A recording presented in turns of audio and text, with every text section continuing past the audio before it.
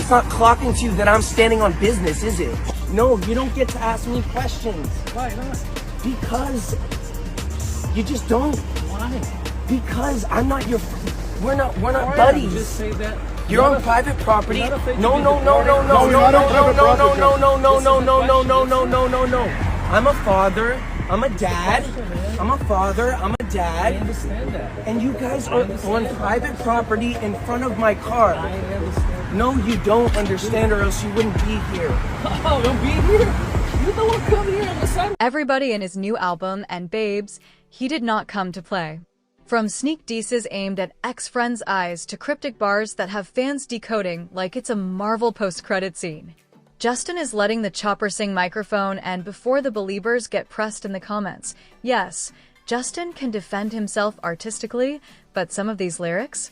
They're giving petty, they're giving defensive, and they're low-key confirming some long-rumored drama that's been floating around for years. Please don't forget to subscribe and like this video. It is free and help us bring you enjoyable content. And of course, watch till the end. Is he taking shots at Scooter Braun? Selena? Maybe even Hailey's own friends? Grimacing face, y'all. The tea is bubbling and No Filter is here to serve it hot. Let's break down the subliminals, the shade, and everything Justin clearly couldn't say in an interview, so he put it in the music instead. Buckle up. That lyric alone. It's not just an opening line. It's a declaration. An unbothered mic drop with heavy baggage. Justin Bieber has spent years trying to reinvent himself. From troubled teen heartthrob to a Hillsong-hugging husband, he's played nice, kept the peace, and mostly stayed out of the mess. But this album? Baby, it's the burn book he's been waiting to release since 2014. Within the first 60 seconds of track 1, the tone is clear. This isn't Intentions, Bieber. This is Don't Test Me, I Have Receipts, Bieber. And trust. He starts serving them hot. But who exactly is on the receiving end of these lyrical grenades? Let's start peeling the layers. You'd think by now the Elena saga would be dead and buried. But no, like a pop culture poltergeist, it keeps popping up every time Justin picks up a mic.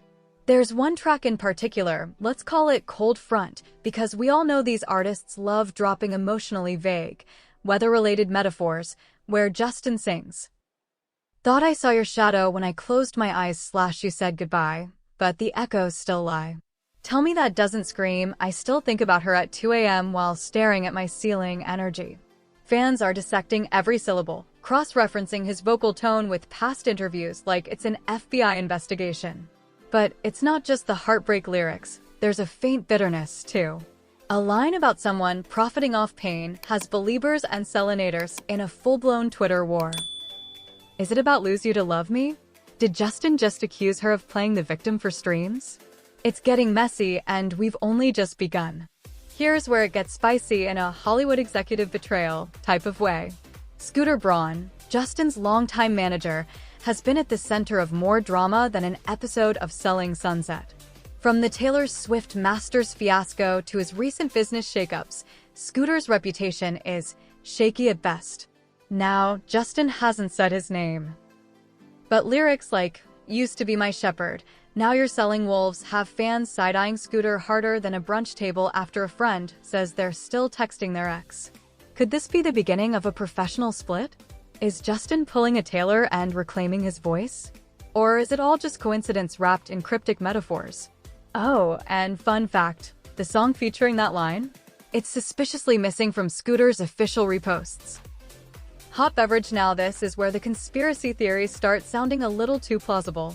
There's a haunting acoustic track, heavy with layered harmonies and tension, where Bieber talks about those who smiled in mirrors but lied in the room. It's giving influencer circle drama. It's giving subtle shade at those brand party besties. It's giving, maybe someone tried to meddle in the marriage? Some fans speculate it's aimed at friends in Hailey's circle, particularly those rumored to not vibe with Justin. The lyric, built a house just to burn it down when I wasn't looking, is hitting harder than anyone expected. Are these the silent cracks we never saw in the Bieber-Baldwin fortress? There's always that one line in every revenge album that makes you pause, rewind, and say, wait, did he just? This album's crown jewel of pettiness might be. Taught you how to shine, now you try to dim me, eyes it's concise. It's cutting. It's giving I made you, don't forget it energy. And everyone's playing the guessing game. Selena? Scooter? An ungrateful collab partner? It's honestly beautiful in the most chaotic way. Like watching a polite roast where everyone's smiling but throwing knives with their eyes. But the real genius? Justin never confirms anything. Just vibe and vibe destruction. What makes this album feel so layered is the emotional whiplash. One moment Justin's pouring his heart out over stripped-back guitar chords, mourning lost trust and mental health battles. The next, he's tossing lyrical daggers at unnamed snakes. It feels like he's finally letting us see both sides, the angelic vulnerability and the scarred, street-smart survivor. He's no longer the teen dream or the church boy trying to fix his PR. He's real, flawed, and finally done pretending. The juxtaposition is addictive. Like watching a breakup text composed entirely in beautiful metaphors and savage side comments. If you thought Swifties were the only fanbase capable of detective-level lyric analysis, think again.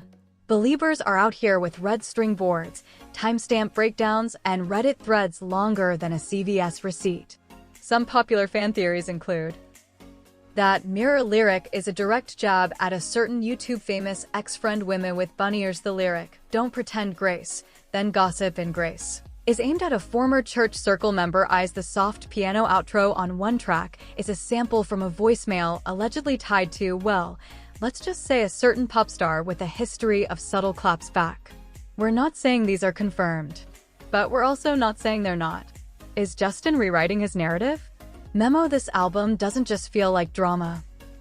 It feels like a power move. Justin's been silent, scrubbed clean, pushed into good boy boxes for so long that this feels like a renaissance. A reclamation. A reminder that he's not just in the industry, he helped shape it. It's not a perfect album, but it's perfectly timed. And the timing says a lot. Just when people were forgetting the chaos, he brings it all back with poetry and pettiness. Iconic behavior, honestly. Here's the real question. Is Justin bearing his soul? Or just stirring the pot? Honestly, probably both. He's allowed to tell his story. He's allowed to process pain and loss through lyrics. But let's be real, he also knows this drama sells. The ambiguity, the mystery, the knowing smirk in each hook, it's all calculated in the most delicious way. And honestly, we're eating it up. So what now? Is this the start of Bieber 2.0, Savage SCN? Will the album tour be full of veiled messages and pointed pauses? Will Scooter respond? Will Selena like a cryptic Instagram post? Who knows? But one thing's for sure, Justin's done being silent, and we're all here for the sound of the storm he's brewing. Ready to dive into the lyrics yourself? Hit play, keep your ears open, and drop your theories below. This album isn't just music, it's a mystery.